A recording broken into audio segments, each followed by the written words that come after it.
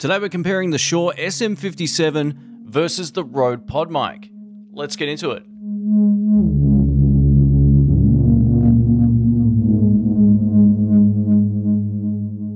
Welcome to the channel, my name's Shane. So today we're comparing two microphones for a very specific reason. A little while back I purchased a Rode Pod microphone and a lot of people said, hey, for the price and for the performance, you might be better off just getting a Shure SM57. So I went out and I purchased one. I'm basically using this mostly on my guitar channel, but I thought it might make for an interesting comparison.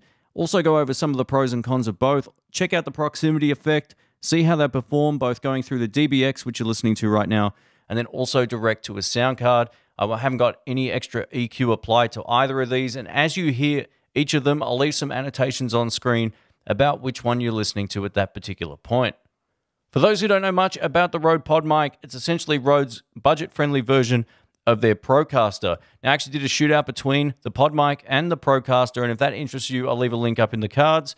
But I thought today we'd also compare it to the SM57, as a lot of people said very favorable things for these for voice. Now, I've used these in a live mix for electric guitar and also for vocals as a singer, but I've never actually used it just for a podcast. So this should sound hopefully pretty good. It sounds pretty good in my earphones. What we're going to do now is isolate them both and see what kind of sound we get. Let's start with the Shure SM57. As you can see, I'm up close to the microphone to get the most out of it and to get that proximity effect.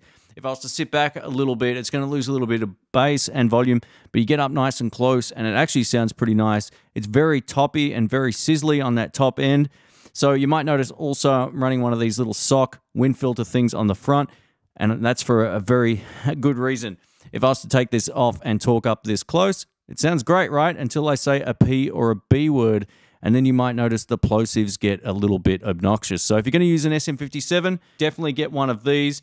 Just put it on the front and you'll be good to go, and the plosives won't be a problem. It sounds pretty great. Over to the Rode PodMic. Can you hear a difference? What do you think of it? To my ear, at least in my headphones right now, this sounds a little bit more balanced and not quite as bright on the top end. Now, depending on your ears, depending on what you like, you'll know instantly which one is right for you. Now, I still have the pop filter / sock thing on the front of this, and it's exactly the same as the SM57. If I take this off and I talk closely to it, the plosives are still pretty bad, but not quite as bad as the SM57. So if you don't have one of these, you can still get away with it. A lot of people say you should just talk across the front this way, and that way the plosives won't be as bad, but to get that really nice sound, talking into the front seems to be the best to my ear, so definitely get one of these. One of the cool things about both of these microphones is they have really great off-axis rejection, which means it's not going to pick up a lot of sound coming from either the sides or the back of the microphone. And the reason you want to test for this is if you're doing a podcast with someone across the table from you, you don't want your voice coming through their microphone and vice versa. So let's test this out, starting with the PodMic. This is with the PodMic turned at about 90 degrees. This is with the PodMic at 180 degrees. And this is the PodMic back facing forward. Let's check out the off-axis rejection now with the Shure SM57. This is with the microphone at 90 degrees. This is with the microphone at 180 degrees. And this is with it back right facing forward. What I thought I'd do now is just go back and forth between the microphones so you can hear the difference again in more of a real-time example, as opposed to having to skip forward or backwards. Which one sounds best to you? Well, I'm really shocked that the SM57 sounds as big as it does in my headphones, whereas the PodMic has a very big sound too, but it's a little bit different. Let me know what you think in the comments below.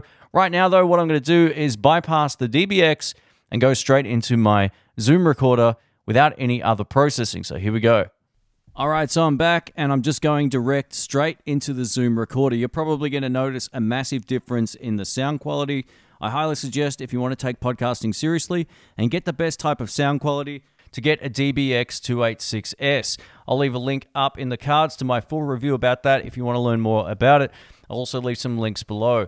So in my headphones, this sounds vastly different, and I'm going to tell you a little bit about what I think I'm hearing. The sad truth about the pod microphone is you really do need something like the DBX or a cloud lifter to bring the gain up. This is a very low output microphone, so you do have to crank up the signal, and if you don't and your sound card isn't very good, you're going to get a lot of noise. Whereas the 57 should work still pretty good in this type of situation. So there you have it. That's the difference between the SM57 from Shure, which is now just going straight into my Zoom R16, versus the pod microphone going direct to my R16. I already know this probably won't sound quite as nice as what you just heard before with the DBX, but not everyone will have a DBX or some sort of preamplifier for their microphone, and if that's helpful at all, this video has been helpful, please let me know in the comments. Don't forget to give it a thumbs up, I appreciate that. And if you want to find out about both of these mics, I'll leave some links below. Thanks again for watching, don't forget to subscribe. I'll catch you soon. See ya.